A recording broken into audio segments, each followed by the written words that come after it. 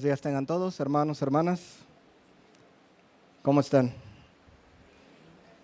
Bienvenidos sean todos. Siempre lo digo, pero bendito Señor que nos concede estos momentos de alabanza, ¿verdad? Qué hermoso. Qué hermosos momentos de alabanza nos concede nuestro Señor.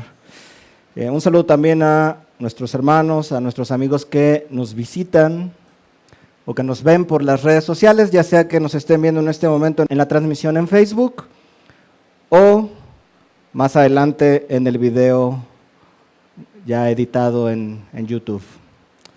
Dios les bendiga a todos, hermanos. El día de hoy, hermanos, vamos a tener nuestro sermón de cierre.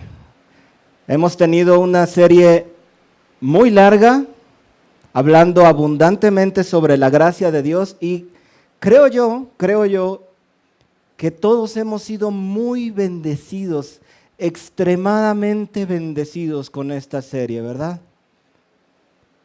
Hoy toca cerrar esta enseñanza. Vamos a tratar de hacer una especie de, no resumen, pero digamos de así, es un cierre en el cual vamos a estar recordando algunas de las cosas que ya hemos visto a lo largo de la serie. Pero ¿cuántos de nosotros, hermanos, hemos sido bendecidos al escuchar las enseñanzas de esta serie? Levanten su mano. ¿Cuántos hemos cambiado nuestra perspectiva de cómo veníamos tal vez llevando el cristianismo a través de todo lo que el Señor nos ha estado hablando y todo lo que hemos escuchado? Ha sido de enorme, enorme bendición, hermanos. Vamos a comenzar con una oración. Padre, eres muy bueno, Señor. Eres extremadamente bueno y fiel. Gracias, Señor, por la palabra que nos has hablado, que a muchos de nosotros nos ha transformado, nos has hablado al corazón, Señor. Gracias por tu gracia, Señor, bendita.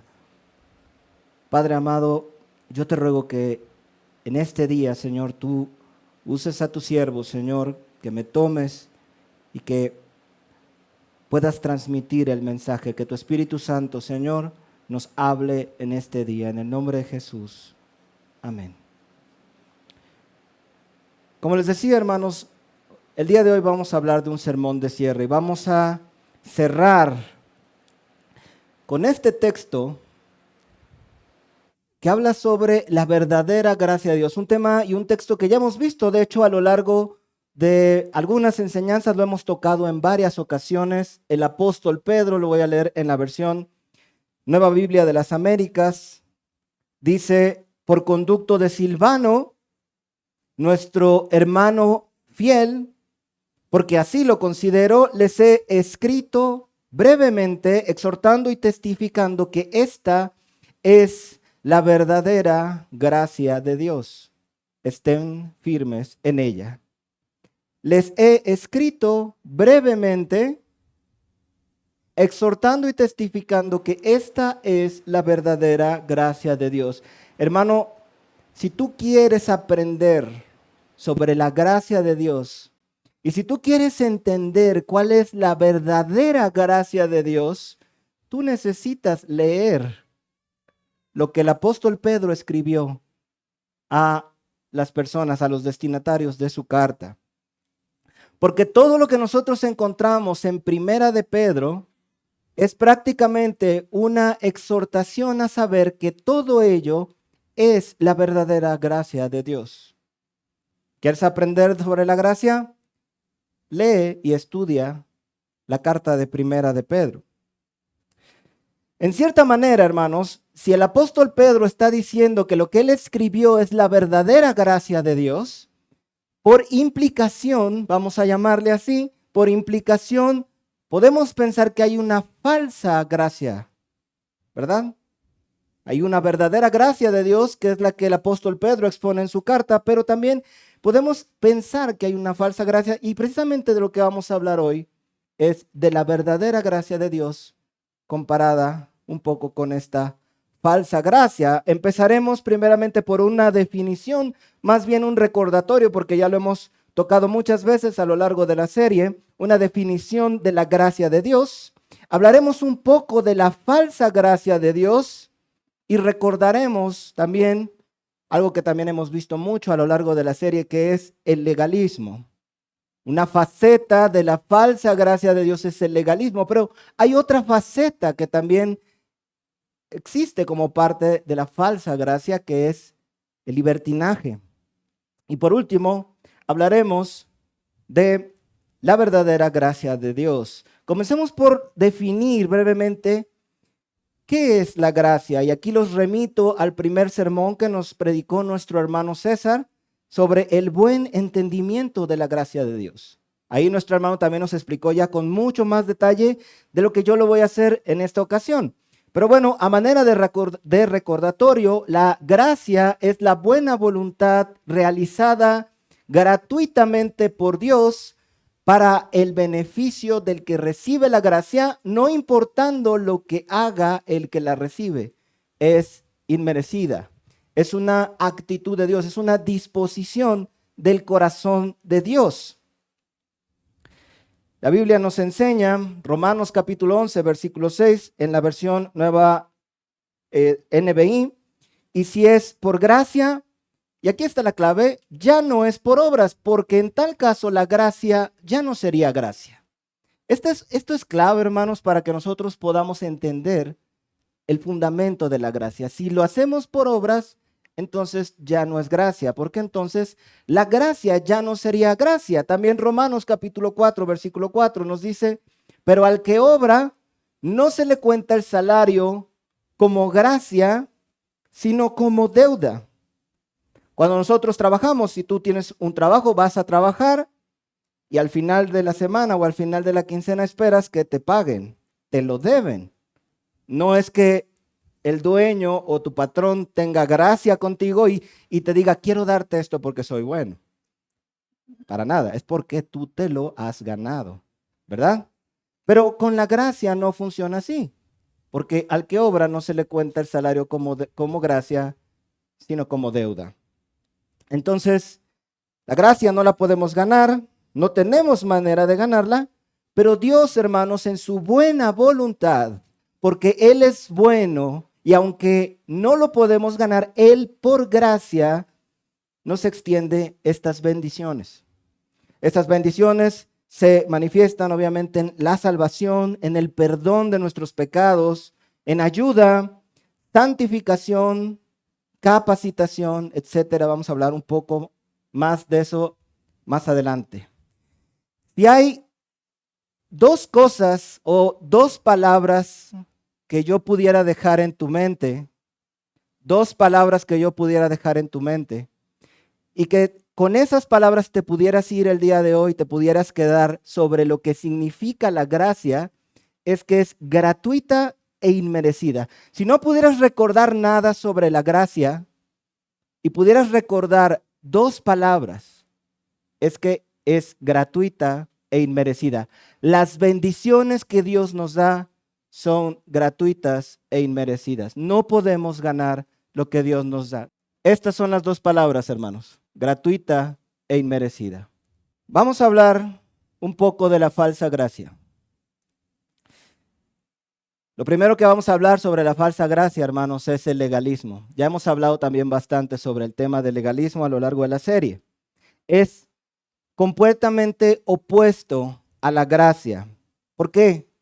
Porque el legalismo pretende que cumpliendo la ley o siguiendo reglas, ganamos el favor de Dios y nos hacemos más justos. Esa es la clave del legalismo. Vamos a ver un pasaje también clave al respecto. Lo puse aquí en dos versiones, de aquí para acá la NBLA, de aquí para acá la Dios habla hoy. Dice la Biblia en Gálatas 5:4. Ustedes, los que quieren ser, aquí está la clave, los que quieren ser reconocidos como justos por cumplir la ley, se han apartado de Cristo, han rechazado la generosidad de Dios. En la Nueva Biblia de las Américas dice, de Cristo se han separado ustedes que procuran ser justificados por la ley. De la gracia han caído. La gracia y el legalismo son opuestas. El legalismo nos hace sentirnos justos por nuestras propias obras. Hermanos, aquellos que hemos entendido, o aquellos de los que estamos aquí que hemos entendido cómo es que podemos ser justos delante de Dios, ¿qué me dirían? ¿Por qué es que nosotros, por qué es que un ser humano, una persona puede ser justa delante de Dios? ¿Por sus obras? ¿Porque se porte bien? ¿Por qué puede una persona ser justa delante de Dios? ¿Quién me quiere responder? Nadie. Por gracia, ok, pero ¿quién nos hace justos? ¿Por qué podemos ser justos? Por Jesucristo el justo. Nosotros no podemos ser justos por nosotros mismos. ¿Por qué? Porque la realidad es que no somos muy justos, hermanos. A lo mejor damos apariencia de piedad, ¿verdad? ¿Cierto? Nos ponemos una máscara de justicia, pero el único justo es Jesucristo el justo. Y Él nos da su justicia para que entonces sí podamos ser justos delante de Dios. Pero el legalismo nos hace sentirnos justos por nuestras propias obras cuando eso es imposible. El legalista, además, pretende principalmente verse justo delante de los hombres. Por esa razón es que es opuesto a la gracia, es totalmente opuesto a la gracia. El legalismo es una tendencia a querer ganar el favor de Dios. Para el legalista, el seguir reglas, seguir ciertas reglas, nos hace sentir mejores que otros. A veces esas reglas para el legalista son mandamientos de Dios. Él sigue los mandamientos de Dios y quiere ser fiel en seguir los mandamientos de Dios, y eso lo hace sentir aparentemente justo. Pero a veces sus reglas solo son invenciones de hombres, cosas que el Señor no mandó. El legalismo, hermanos, y esto es muy importante que lo entendamos, el legalismo es pecado. No es una opción de cristianismo. No es que tú puedas ser un cristiano legalista. El legalismo es pecado. ¿Por qué? Porque para el legalista, el centro de su vida son las obras. El centro de su vida consiste en las cosas que puede hacer y en las cosas que no se pueden hacer. El centro no es Cristo. El centro son las leyes, las obras.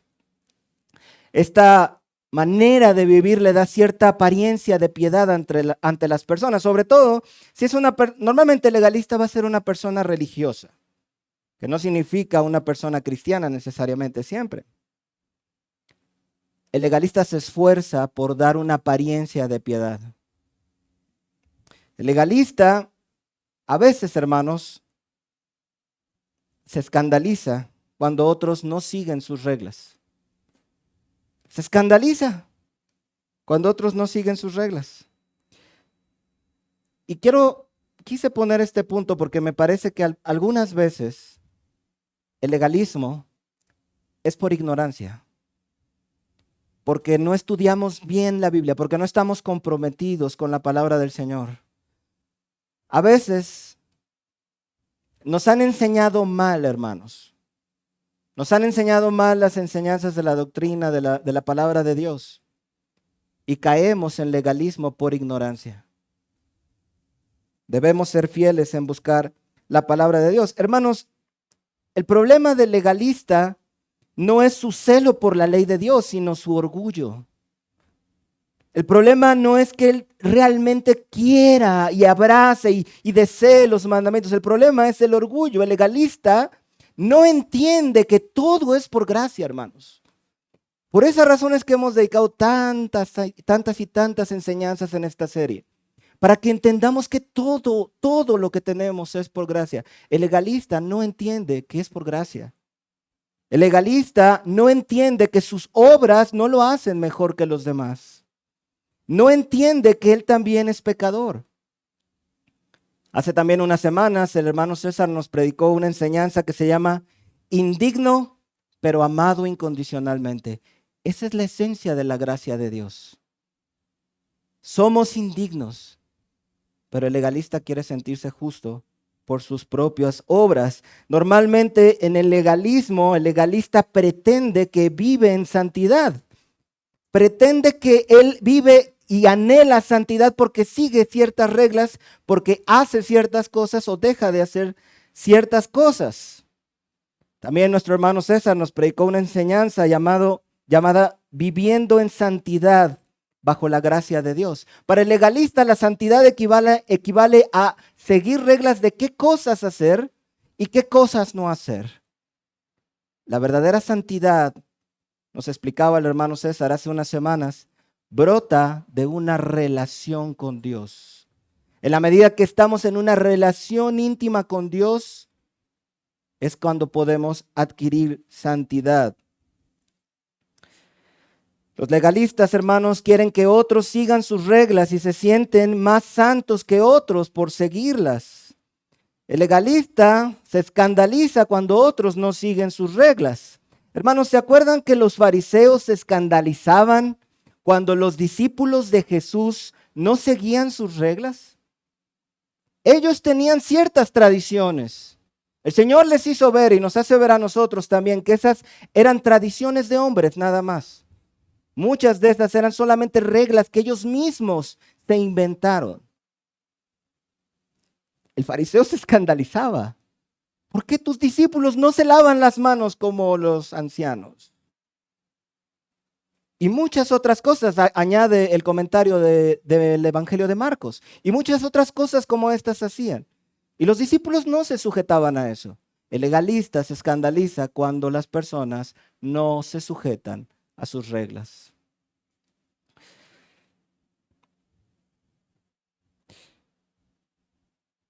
El legalista se siente más santo que otros, hermanos, por seguir esas reglas. Y en la experiencia de muchos, en la experiencia personal, a veces él mismo no sigue sus propias reglas, pero quiere que otros sigan sus reglas. El Señor Jesús le decía a los fariseos, ustedes ponen carga sobre los hombres que ni ustedes mismos quieren llevar. Esa es la esencia del legalismo. Esa es la esencia del legalismo. Normalmente el legalista son padres, son madres insoportables. Son muy difíciles para los hijos, los padres legalistas. Cargan sus reglas sobre sus hijos. Llenan a sus hijos de reglas y reglas, sea que vengan en la Biblia o no vengan en la Biblia. En lugar de pastorear el corazón de sus hijos, en lugar de buscar, ver qué hay en el corazón, cómo acercarlos al Señor desde su corazón, al legalista lo que le preocupa principalmente es la conducta externa de sus hijos, sobre todo cuando están en la iglesia, para que los hermanos no digan nada, para que los hermanos no critiquen a sus hijos. Y usualmente él es muy crítico. El legalista es muy crítico de lo que hacen o dejan de hacer los hermanos. Esta es una falsa gracia, hermanos. ¿Cuántos hijos de hermanos así? ¿Cuántos hijos que han vivido en hogares con padres de esta manera se han amargado en su corazón porque ven la hipocresía también de sus padres y dejan el camino del Señor, dejan la iglesia? ¿Cuántos hijos no han relacionado el cristianismo con estas reglas de sus padres y han pensado que seguir a Cristo es seguir estas reglas de sus padres cuando no era así? ¿Y cuántos de estos hijos han dejado el camino de Dios por estas reglas? Hermanos, el que anda en la gracia siente compasión por las fallas de otros. Es más, siente compasión por las fallas de los legalistas también. No se apresura a juzgar al legalista. Los que andan en la gracia, hermanos, primeramente son conscientes de sus propios pecados, de sus propias fallas.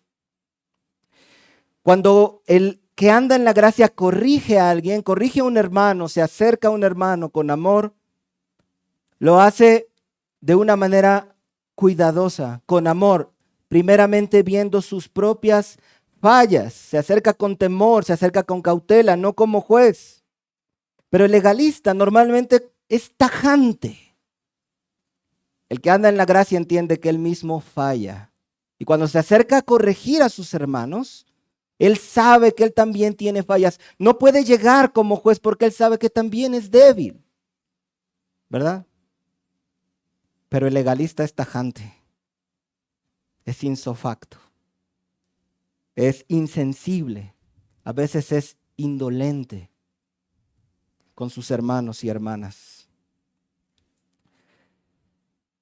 El legalista no corrige con amor, condena como si fuera perfecto. Con su actitud, el legalista solamente muestra su enorme orgullo. Lejos de querer corregir, quiere sentirse superior.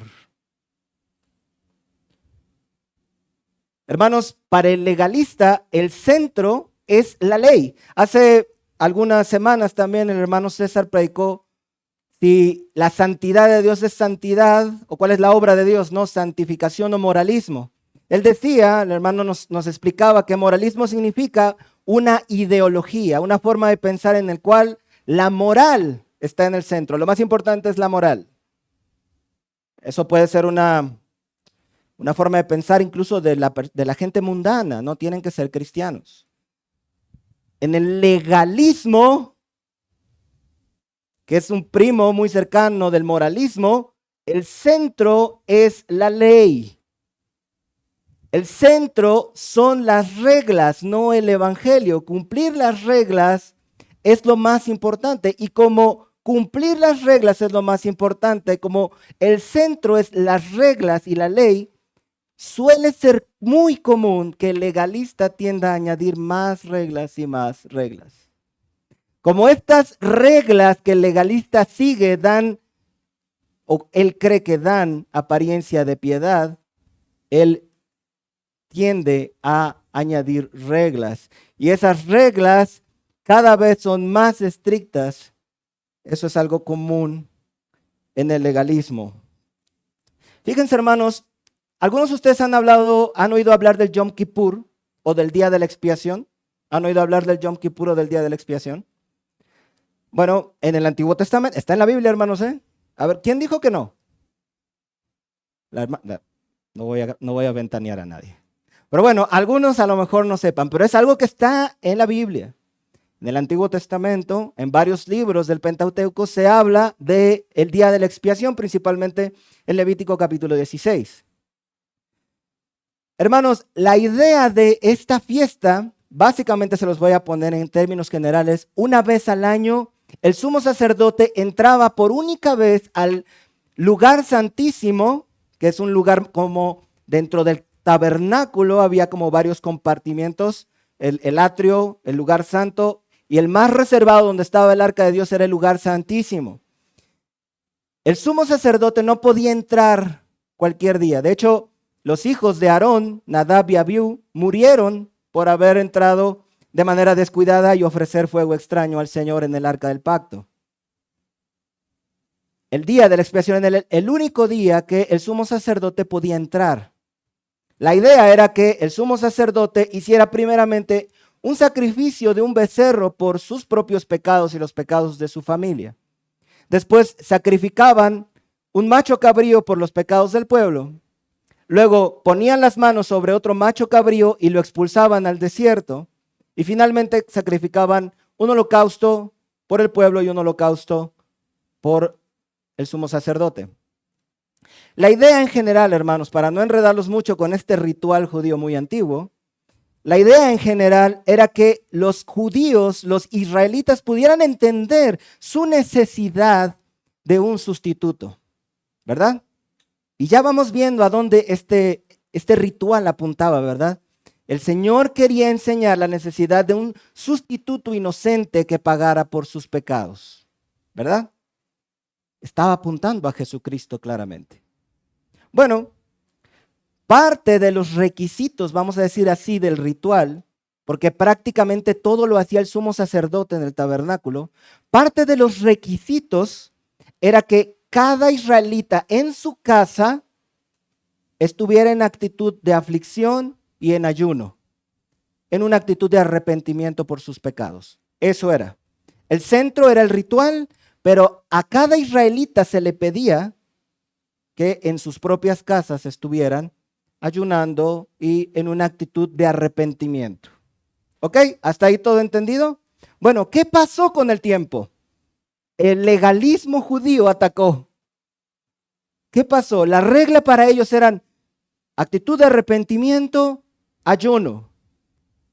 Pero el judío, como se centra en la ley, le dijo, bueno, ayuno y también, y esto está en la ley judía, en la Mishnah, y también que no usemos zapatos de cuero y que no nos bañemos, ni nada de lavarse los dientes, nada de ungüentos, nada de perfumes, nada de cosas que nos den placer, ni una cosa. Todo debe ser para afligirnos. Todo debe estar ahí para afligirnos. Y ellos empezaron a añadir más reglas y más reglas y más reglas y más prohibiciones y más restricciones a lo que Dios originalmente puso. ¿Están viendo hacia dónde voy? En los evangelios nosotros nos encontramos también con el Señor Jesús batallando con los fariseos, porque el día de reposo fue hecho por causa del hombre, no el hombre por causa del día de reposo, dice la Escritura, ¿verdad? Y los fariseos empezaron a añadir una regla, luego llevar tu carga era otra regla, luego caminar 10 pasos era otra regla. Estoy exagerando, obviamente. Y el punto es que cada vez ponían ellos sobre el mandamiento de Dios más reglas, más reglas, más reglas, más restricciones, más restricciones.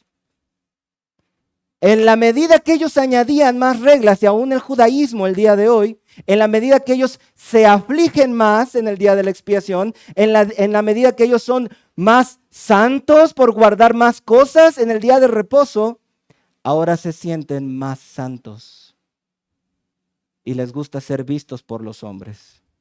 Esta es la esencia del legalismo. Ya me tardé un buen con esto. El punto es que en el legalismo, hermanos, el enfoque está en lo externo. Dado que el legalismo nos da una apariencia de piedad, la preocupación más grande tiene que ver con conductas y comportamientos externos. Vestimenta, ropa, comida, hábitos y cosas similares son censuradas, porque el enfoque está en el centro está en la ley, el centro está en las reglas, el centro está en lo externo. Los fariseos, hermanos, por ejemplo, el Señor les dice que ellos se enfocaron en que todos siguieran sus reglas y se olvidaron de lo más importante de la ley, que era la fe, la esperanza y el amor. Con los legalistas del día de hoy pasa lo mismo, se fijan tanto en las reglas a seguir y en las cosas externas que olvidan lo importante. Están enfocados en buscar errores y censurar a los demás. Hermanos, para el legalista hasta el color con el que te vistas puede estar mal. Hasta de qué color te pones el pantalón y la playera puede estar mal para un legalista. No se ve bien, discúlpenme, es la mejor foto que conseguí. Pero Elena G. de White, que era una de las profetas de los adventistas del séptimo día, decía que las mujeres, todas las mujeres santas, para realmente ser santas, tenían que vestirse así, en tonos negro con gris, aquí no se distingue bien, pero es una foto muy antigua. Y debajo de la falda, ahorita les voy a enseñar otra imagen, debajo de la falda tenían que usar una especie de pantalón y unas botas que se las cubrieran de esta manera. Y para Elena G. de White esto era santidad. Esa es la esencia del legalismo. Hermanos, pero lo peor del legalismo es que el legalista, que casi siempre es piadoso solo en apariencia, por cierto, critica y juzga severamente a sus hermanos en la fe que no se dejan dominar por sus exigencias legalistas. Es hipercrítico con sus hermanos. A veces los confronta con mucha severidad y sin humildad y otras veces, todavía peor, habla a sus espaldas. Hermano, si el día de hoy tú estás aquí y sientes como que algunas cosas están hablando de ti, yo quiero decirte una cosa. Primeramente, reflexiona y arrepiéntete. Arrepiéntete de tu legalismo, de tu corazón orgulloso.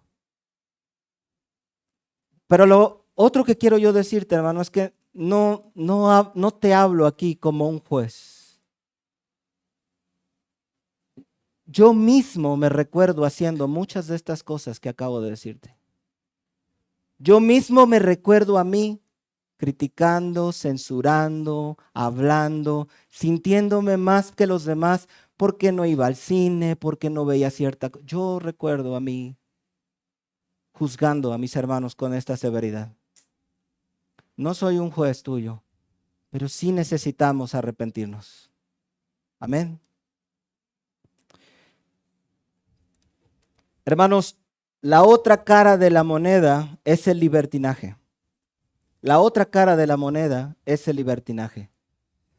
El hermano César también una y otra vez, ¿verdad? En las enseñanzas nos ha estado diciendo, no significa que ya se vale todo. Como cuántas veces el hermano César habrá repetido eso. No significa que ya se vale todo.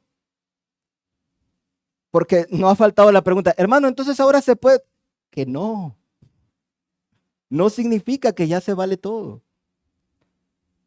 Opuesto a la gracia también es el libertinaje, hermanos. Fíjense lo que dice el apóstol Judas, capítulo 1, versículo 4, lo leo en la Nueva Traducción Viviente.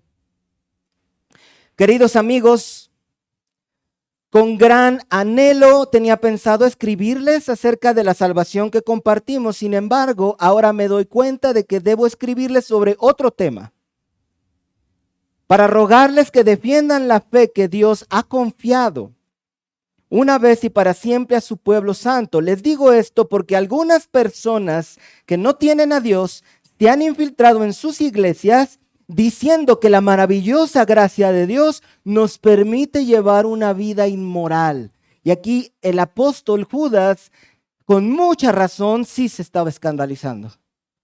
Parecía que había un grupo de personas que estaban diciendo, hermanos, estamos en la gracia, ya podemos hacer lo que queramos. Judas dice, hay gente que no conoce a Dios, que está diciendo que podemos llevar la vida que queramos, una vida inmoral. La otra cara, hermanos, de la moneda es el libertinaje. Y el libertinaje se trata de todo, de aquellas personas que detestan todo aquello que huela a ley, todo aquello que huela a mandamiento, todo aquello que huela a restricción, todo eso lo detestan. Los libertinos detestan las restricciones, odian la frase, esto no se puede hacer. No les gusta que les digan eso. Los libertinos tergiversan la palabra de Dios para decir que ya no necesitamos guardar los mandamientos. Eso no es así. Hermanos, el legalismo por una parte se enfoca mucho en la ley, pone la ley en el centro y deja el evangelio de lado. Pero los libertinos hacen a un lado los mandamientos completamente. No es así. Busquemos, hermanos, ¿cuál es la voluntad de Dios en la palabra? Deja de añadirle reglas a la palabra, pero no vayamos a caer en quitarle reglas y quitarle mandamientos de Dios a la palabra. Sobre todo la ley de Cristo, que es la ley del amor. Amén. Prácticamente, si tú lees la carta de Judas, prácticamente toda la carta es un ataque contra la gente que está haciendo esto. Eran personas que vivían solamente para satisfacer sus propios deseos y adulaban a otros para conseguir lo que querían. Para el libertino, no reglas, no quiero límites. Aborrecen todo lo que huela a reglas, todo lo que huela a restricciones. Se justifican diciendo que Dios nos dio libertad. Creen que no hay ninguna restricción en la gracia de Dios. Odian las limitaciones. Esto tampoco puede ser así. El apóstol Pablo nos dice en Gálatas capítulo 5, versículo 13, pues ustedes, mis hermanos, han sido llamados en libertad, pero no usen esa libertad para satisfacer los deseos de la naturaleza pecaminosa. Al contrario, usen la libertad para servirse unos a otros por amor. Aquí este color no salió muy bien, pero es lo que dice, que usemos nuestra libertad para servirnos unos a otros en amor. El libertino tiene sus frases favoritas. No me juzgues, no seas legalista. Cada vez que tú quieres llegar con una persona que tiene esta mentalidad equivocada de la gracia, le quieres hablar en amor sobre su pecado, le quieres hablar con consideración, y lo primero que te dicen, hermano, no me juzgues, eres un legalista. Es el otro lado de la moneda completamente, ¿verdad? Gente que no le gusta la restricción, no le gusta nada. Todo lo que huele a reglas, a restricciones, no les gusta nada. Los legalistas, los libertinos se justifican pensando que Dios nos ha dado libertad. El libertino no soporta que alguien le llame la atención, hermanos. No le gusta que nadie le diga que está haciendo algo mal. Por más amoroso y paciente que sea el que hace una observación, al libertino no le gusta que le digan que no debe hacer algo o que está haciendo algo mal. No le gusta, no le gusta. De hecho, paradójicamente, hermanos, el legalista es igual al libertino en esto. Al legalista, como se siente justo, tampoco le gusta que le digan que está mal. Tampoco le gusta, es orgulloso. Él se siente bueno, él se siente santo. Al legalista no le gusta porque él se siente bueno. Al libertino no le gusta que le digan nada porque no le gustan los límites. No les gusta la corrección. Fíjense la frase del pastor Miguel Núñez, uno de los pastores más famosos últimamente que habla abundantemente del tema de la gracia. Fíjense lo que él dice, a pesar de que él habla bastante sobre la gracia de Dios. Nosotros vemos mucho énfasis en la gracia hoy en día. Mucha gracia, mucha gracia, mucha gracia. Pero a veces estamos predicándola divorciada de lo que es la santidad de Dios y la ley de Dios que representa su carácter. Yo puedo decir amén a todo lo que se está diciendo de la gracia. El problema es que es la historia incompleta. Y cuando yo hago eso, yo termino entonces creando una gracia que el hombre abraza sin haber abrazado el respeto y la reverencia por la santidad de Dios. Y yo minimizo el pecado. Y aquí habla en sarcasmo el pastor Núñez. Porque a fin de cuentas, Dios me perdona, todo es por gracia, qué bueno que es por gracia. Anoche hice X cosa, pero tú sabes, a fin de cuentas es por gracia. Así que tú has minimizado la importancia y el peso de la santidad de Dios. Yo necesito predicar la palabra balanceadamente. Hermanos, muchos de nosotros sabemos que hoy día hay un movimiento, un auge en temas relacionados con la gracia. Pero el problema es que muchos de los que están hablando de la gracia tienen una alergia antibíblica a la ley y los mandamientos. Y esto tampoco es esto no es la verdadera gracia de Dios, porque la gracia de Dios no quita la necesidad de obedecer los mandamientos. La gracia de Dios no quita la necesidad de luchar contra el pecado. Lamentablemente, muchos que hoy dicen entender la gracia se burlan de hermanos y hermanas que quieren vivir en santidad. Es el otro lado de la moneda totalmente, ¿verdad? Se burlan. Luego en redes sociales tú ves, alguien pone algo así como una frase que habla que exhorta a la obediencia, a la santidad.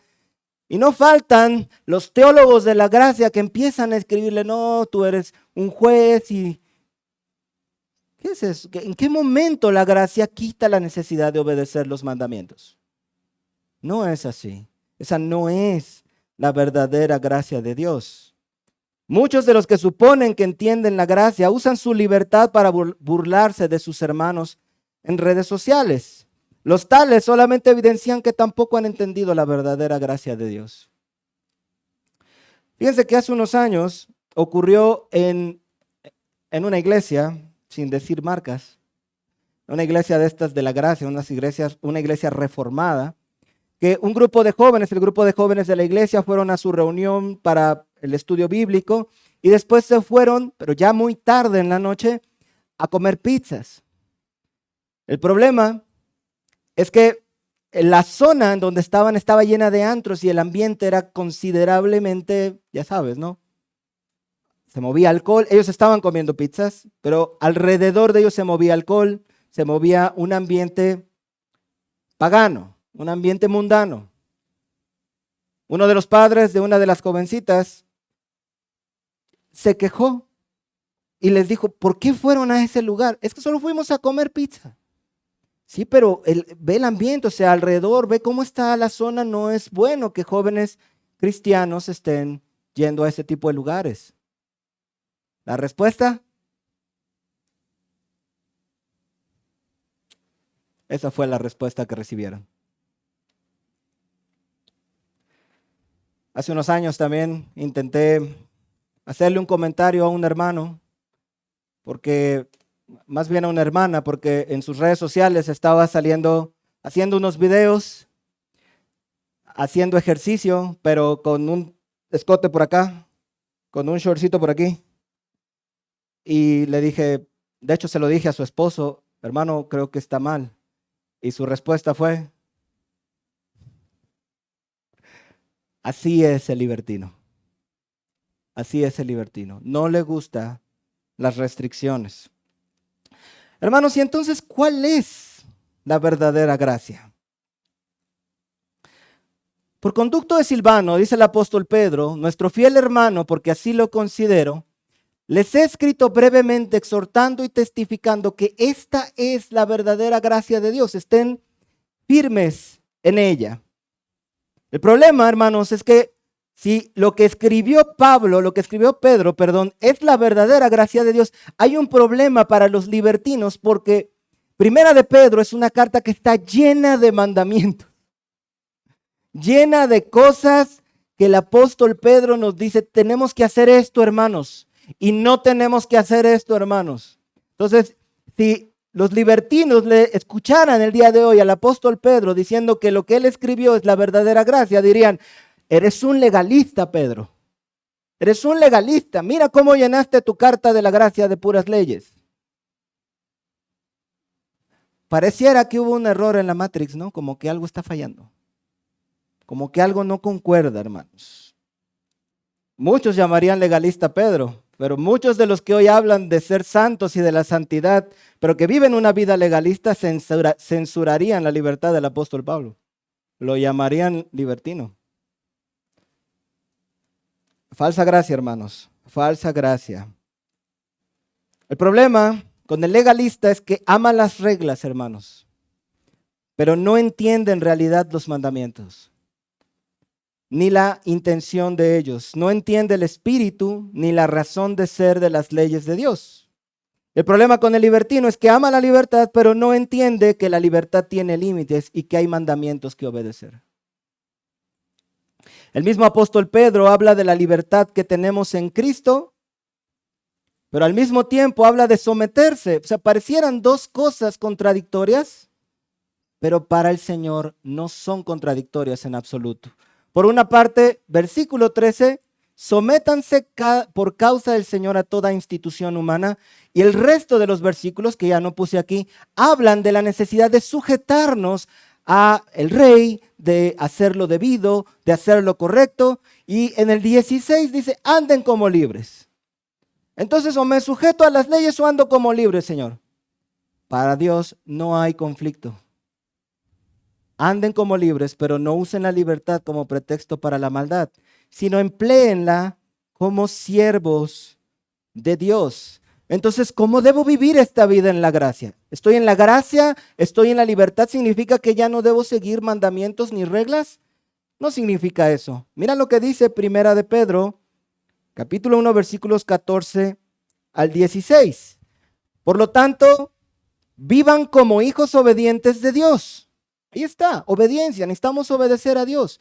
No vuelvan atrás a su vieja manera de vivir con el fin de, aquí está la clave, satisfacer sus propios deseos pecaminosos. Antes lo hacían por ignorancia, pero ahora sean santos en todo lo que hagan, entendiendo la santidad correctamente, como nos la explicó nuestro hermano César. Los remito a esa enseñanza si es que ya no lo tienen fresco. Sean santos tal como Dios quien los eligió es santo, pues las escrituras dicen, sean santos porque yo soy santo. Y primera de Pedro, capítulo 4, versículos 2 y 3, dice, no pasarán el resto de su vida siguiendo sus propios deseos. ¿Los deseos de quién vamos a seguir, hermanos? Los deseos de Dios. Sino que estarán ansiosos de hacer la voluntad de Dios.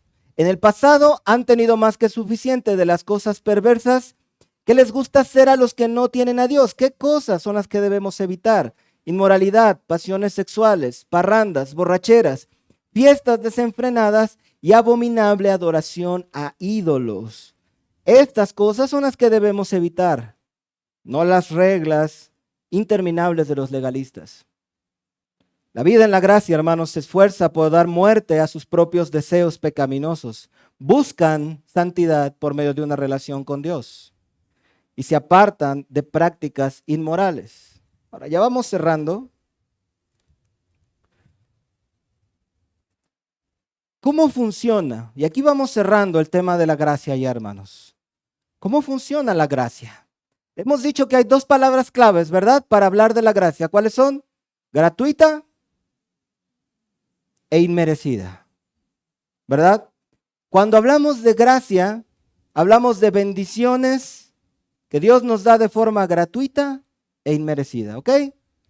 Fuera de la gracia, que es lo que encontramos en Efesios capítulo 2, versículos del 1 al 3, lo único que vamos a encontrar fuera de la vida en la gracia es pecado, culpa, culpabilidad, dolor, desintegración y muerte, y el destino final de esta vida es la condenación eterna.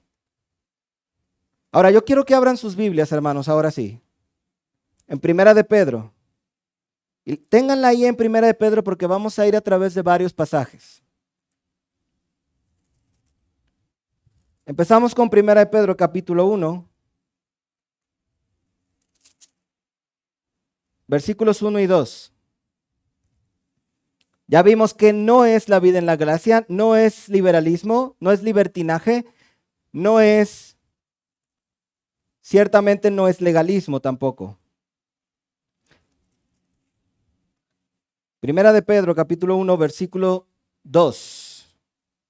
Dice la Escritura, elegidos según la presciencia de Dios, Padre, en santificación del Espíritu para obedecer y ser rociados con la sangre de Jesucristo, gracia y paz os sean multiplicadas. Lo primero que en el inicio de la carta de la verdadera gracia, lo primero que el apóstol Pedro, después de saludar a sus destinatarios, lo primero que le dice es que ustedes han sido elegidos. Lo primero que Dios hace en la vida de la gracia es que Dios nos elige y nos traslada de esta esfera de la gracia, de esta esfera fuera de la gracia, a la vida en la gracia.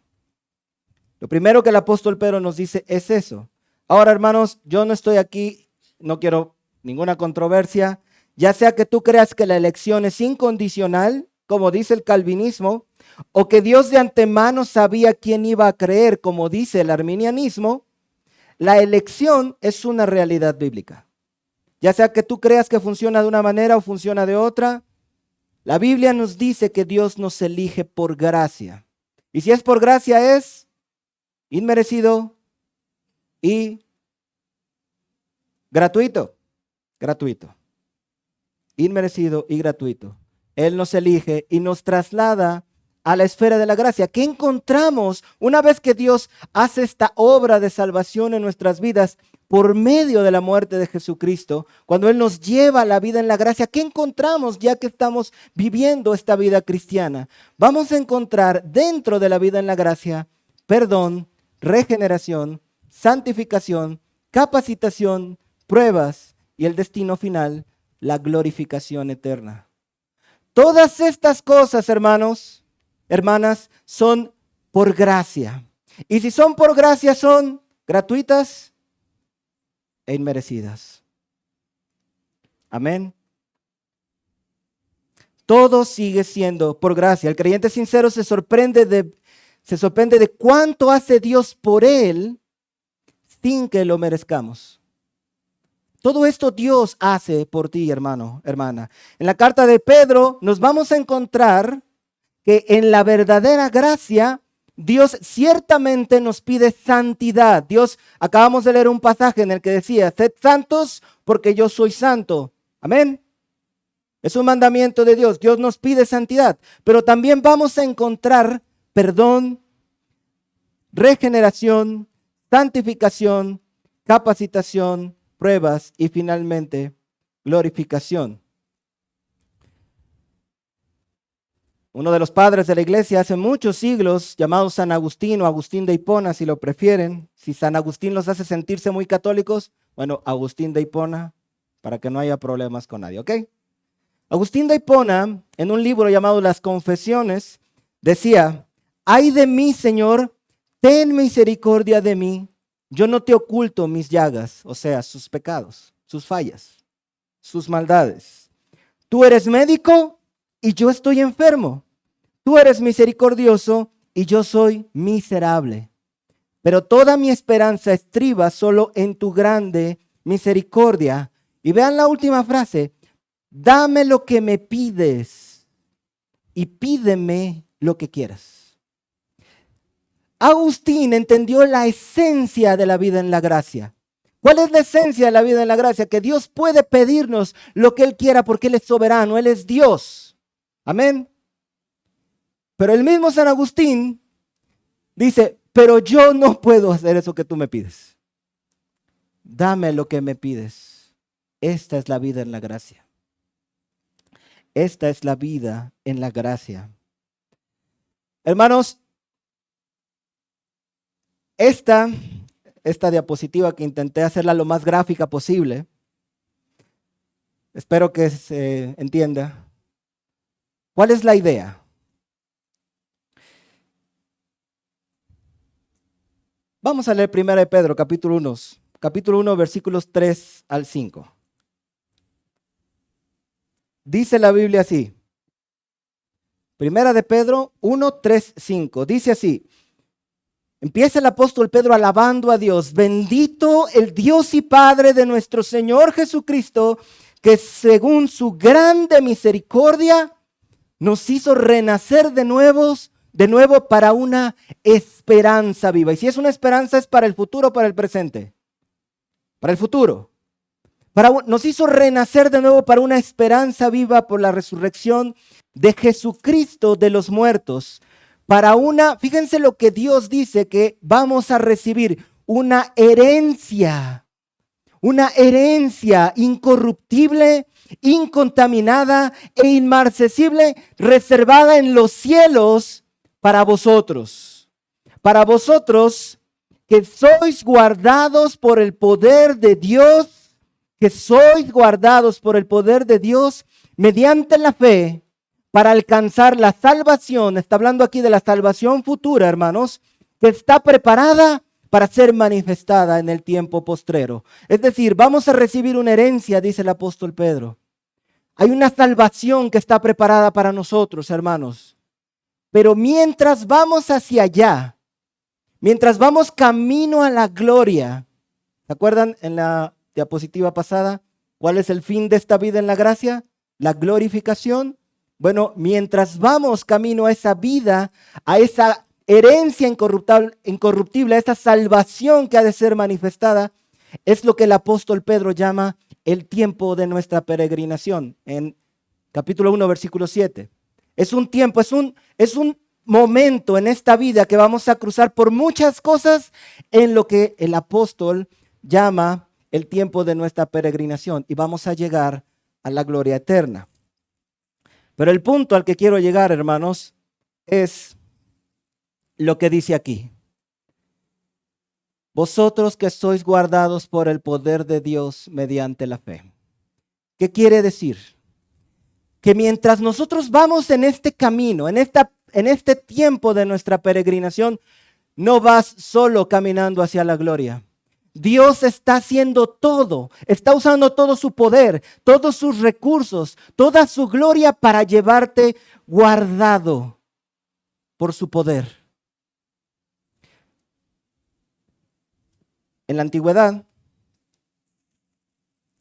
creo que todavía en el presente, no estoy seguro, se estilaba que algunos gobernadores, por ejemplo, si alguna persona decía, quiero que vengas a verme, y si esa persona le decía, mi rey, sí quiero irlo a ver, pero en el camino me pueden arrestar, puede haber ladrones, puede haber cosas, entonces el rey extendía un documento llamado salvoconducto. ¿Alguien ha oído hablar de salvoconductos?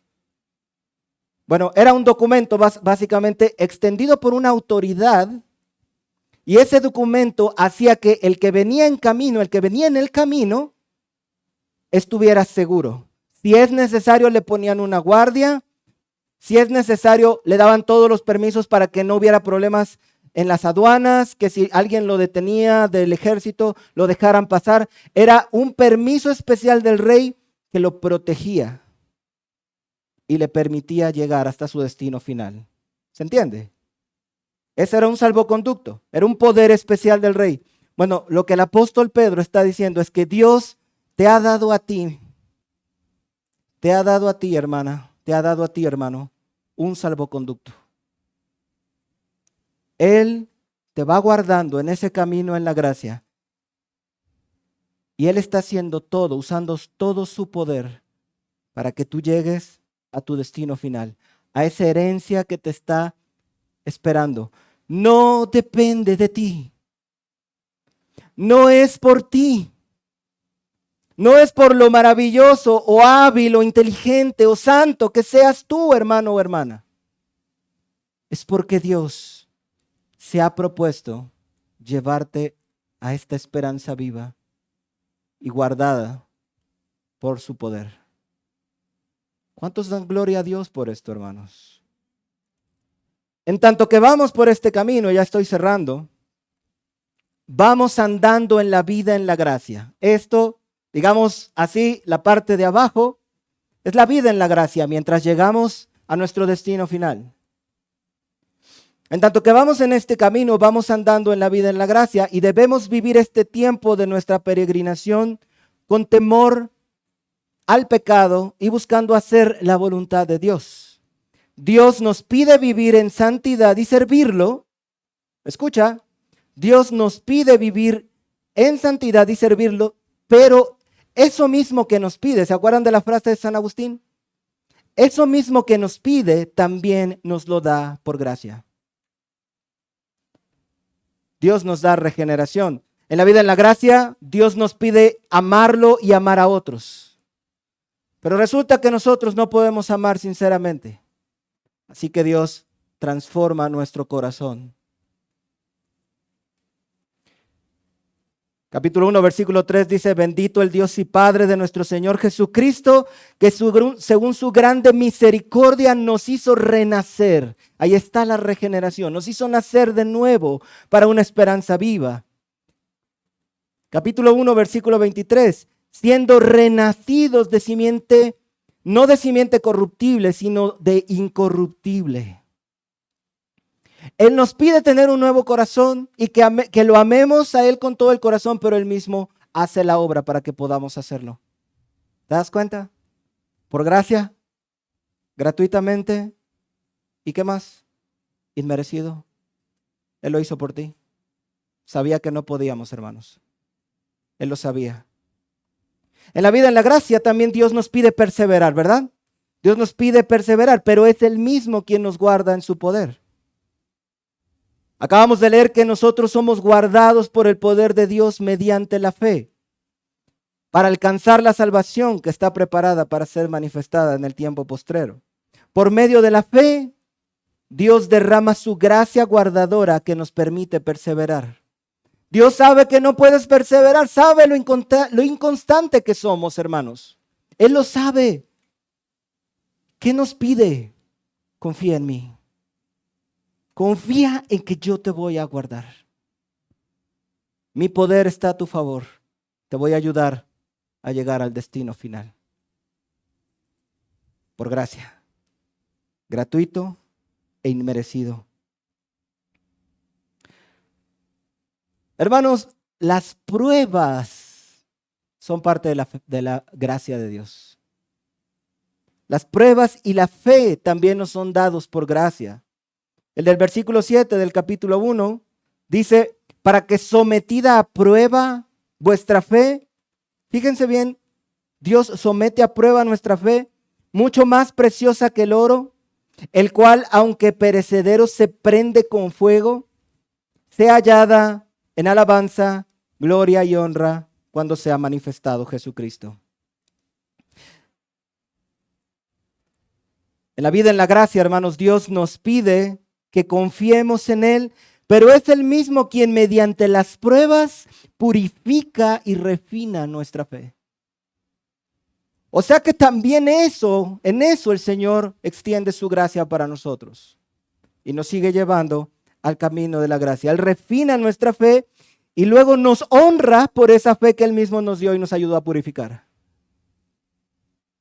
Dios dice que después de que la fe sea refinada, sea recibida en alabanza, tu fe sea recibida en alabanza, tu fe sea recibida por Dios en honra y Dios te va a honrar por tu fe que Él mismo te ayudó a tener y Él mismo te ayudó a refinar por gracia. ¿Nos damos cuenta? Esta es la vida en la gracia. Versículo 8 dice, a quien amáis sin haberle visto, en quien creyendo, aunque ahora no lo veáis, os alegráis con gozo inefable. No solamente pruebas, no solamente regeneración, el Señor nos llena de gozo. ¿Tienes gozo en tu corazón? No proviene de ti. Es de Dios en su gracia. Es de Dios en su gracia.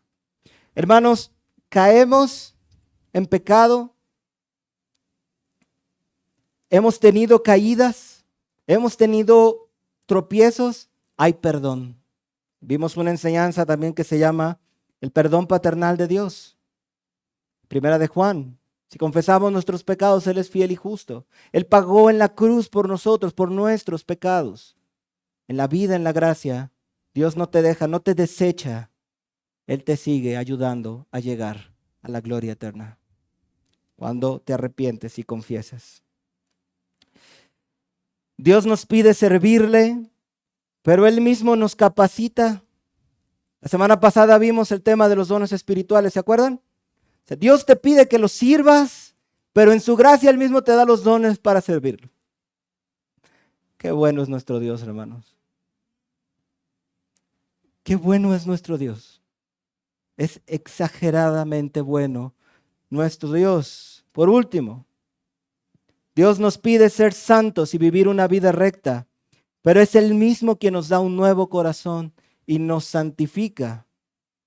Dice el versículo 10, y después de que hayáis sufrido un poco de tiempo, el Dios de toda gracia, capítulo 5, versículo 10, el Dios de toda gracia que os llamó a su gloria eterna en Cristo, Él mismo os perfeccionará. Ahí está la santificación. Lo que Él nos está pidiendo, Él quiere que seamos perfectos como Él es perfecto. Bueno, Él mismo nos perfeccionará, Él mismo nos afirmará, Él mismo nos fortalecerá y Él mismo nos establecerá. Por eso el apóstol Pedro termina diciendo, a Él sea el dominio por los siglos de los siglos. Amén. Hermanos, el que anda en la verdadera gracia no pretende que no hay restricciones ni mandamientos que obedecer. No es así. Pero entiende que solamente por la gracia de Dios puede obedecerlos. Él es el que nos permite hacerlo.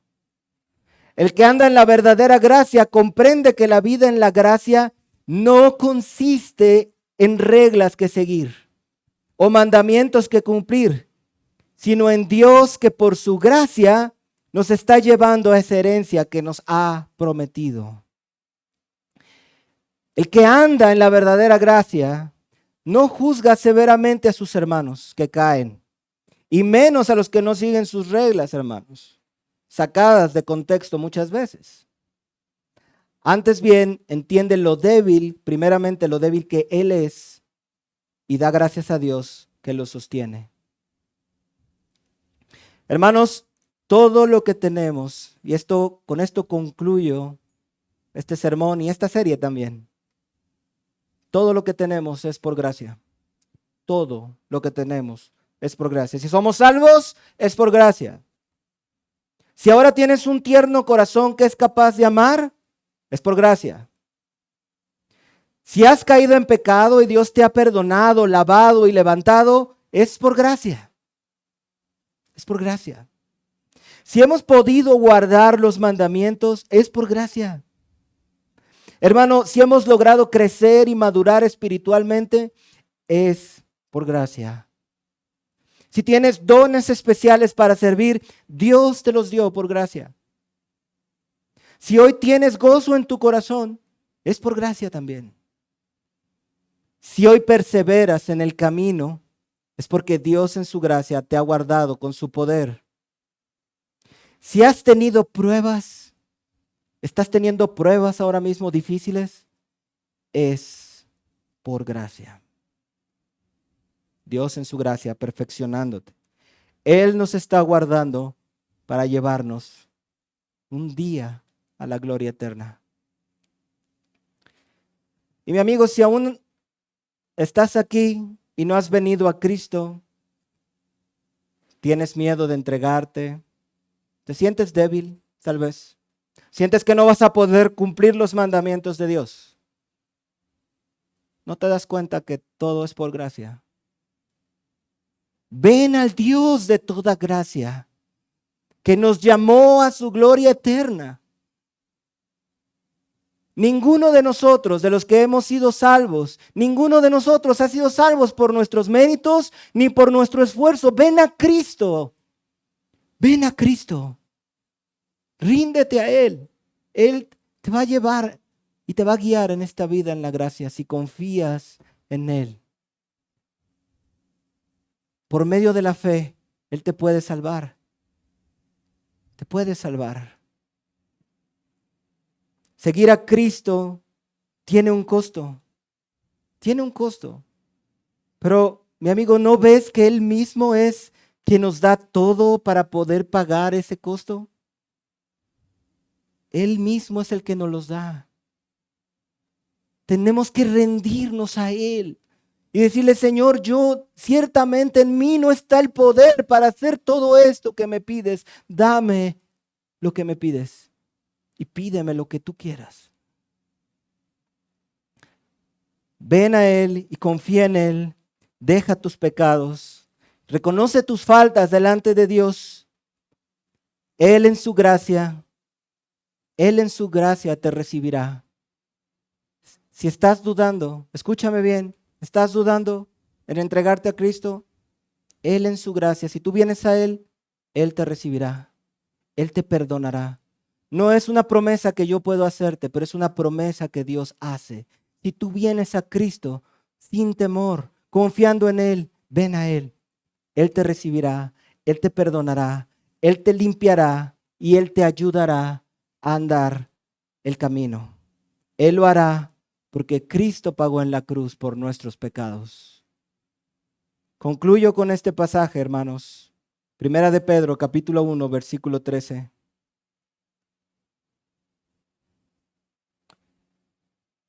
Por eso, con la mente preparada para actuar y siendo sobrios, pongan su esperanza completamente en la gracia que les es traída en la revelación de Jesucristo. Pongan su esperanza completamente en la gracia de Dios, en la verdadera gracia de Dios. Amén. Vamos a ministrar al Señor. Hermano César. ¿Nos ayudas tú a presidir el canto? Y a cerrar con la oración. Reflexionen en esto, hermanos. Reflexionen en estos. El Dios de toda gracia es el que nos está llamando el día de hoy. Él nos guardará. Amén. Que nuestra mente se enfoque ahorita en lo que Dios nos está hablando acerca de, a través de su palabra. Que teniendo en mente lo que Dios está queriendo transmitirnos, en lo que Dios está queriendo educarnos, hermanos, me refiero a este vivir en la gracia, vivir la vida cristiana en la gracia de Dios, tal como lo hemos estado exponiendo durante toda esta serie y como lo podemos recordar nuevamente, como nuestro hermano nos lo acaba de presentar, un recordatorio de aquellos puntos importantes. Traigamos eso a nuestra mente y sobre todo, a través de este canto, y queremos cerrar con este canto, agradeciendo, hermanos, porque gracia es, el Señor nos ha dado lo que no merecemos. El Señor nos ha dado algo que no merecemos y se lo ha dado a alguien que es indigno. Ninguno de nosotros merecemos la gracia de Dios. Y si estamos recibiendo algo que no merecemos, ¿qué es lo que brota del corazón, hermanos? Gratitud. Gratitud. Entonces, vamos a cerrar este ciclo, esta serie de enseñanzas acerca de la vida en la gracia de Dios en la vida del creyente. Pero tratemos de expresarle al Señor nuestra gratitud por lo que Él ha hecho, por lo que nos ha ayudado a entender, hermanos. El glorioso evangelio de Dios se vuelve más glorioso cuando entiendes que es por gracia. Vamos a entonar este canto.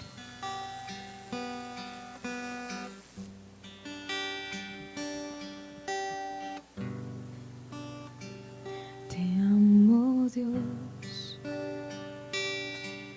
tu amor nunca me falla, mi existir en tus manos está. Desde el momento en que despierto hasta el anochecer, yo cantaré de la bondad La bendita de Dios. gracia de Dios. Te amo, Dios,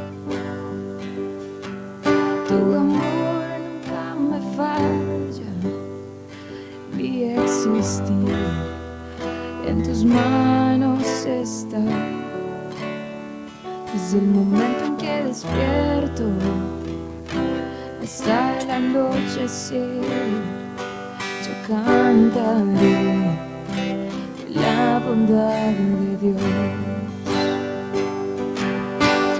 En mi vida ha sido bueno, en mi vida ha sido tan fiel, y con mi ser, con cada aliento, yo cantaré de la bondad de Dios. Yo amo tu voz, me has guiado por el fuego, tú cerca estás en la oscuridad. Te conozco como Padre y como amigo fiel, mi vida está en la bondad de Dios.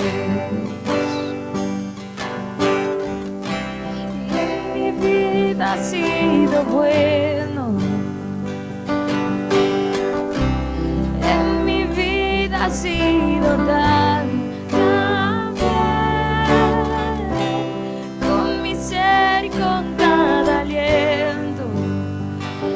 cantaré de la bondad de Dios. Gracias, Señor. Y en mi vida ha sido bueno. Y en mi vida ha sido tan bien.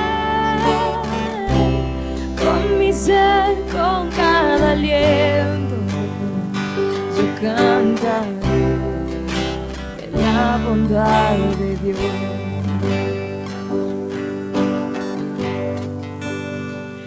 Te amo, Dios, tu amor nunca me falla, mi existir en tus manos está. Desde el momento en que despierto hasta el anochecer, yo cantaré de la bondad de Dios. Y en mi vida ha sido bueno. Tú has sido bueno, Señor. En mi vida ha sido tan fiel. Has sido tan fiel. Y con mi ser, con cada aliento, yo cantaré de la bondad de Dios.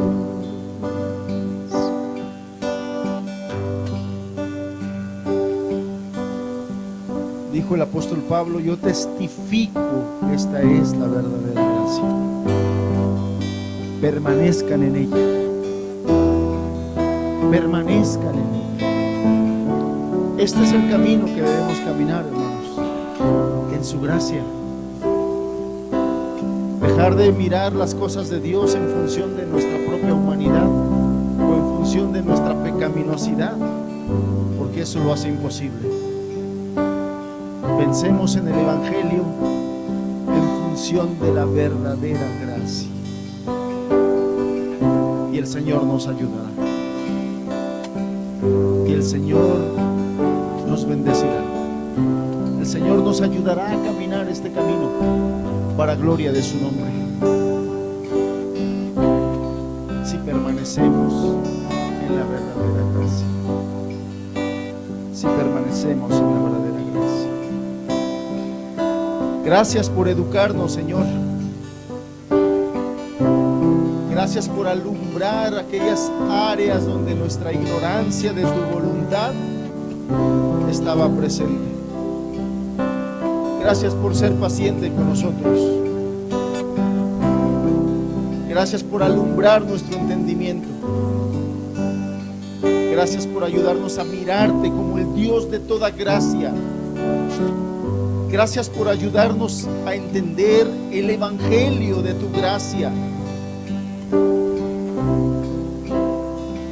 Líbranos de nuestro corazón legalista y líbranos de nuestro corazón libertino, pues para gloria de tu nombre queremos vivir y solamente es posible permaneciendo en la verdadera gracia. El Espíritu de gracia, tu buen Espíritu, nos guía a esta verdad y nos ayude a caminar en esta verdad, Señor. Padre, tú sabes de qué adolecemos, tú sabes cuánto padecemos porque aprendimos mal y enseñamos mal, Señor. Pero tú has tenido compasión con nosotros, tú has tenido paciencia con nosotros, tú has mostrado tu amor y tu benignidad para con nosotros, que nos has ayudado. Así ayúdanos a ser pacientes con nosotros, Señor. Te lo pedimos por el glorioso Salvador que tenemos, Cristo Jesús, quien gracias a sus obras podemos andar en este camino, Señor. Gracias, Padre. Gracias en el nombre de Jesús. Gracias por Jesús. Quien es la gracia encarnada, Señor. Gracias.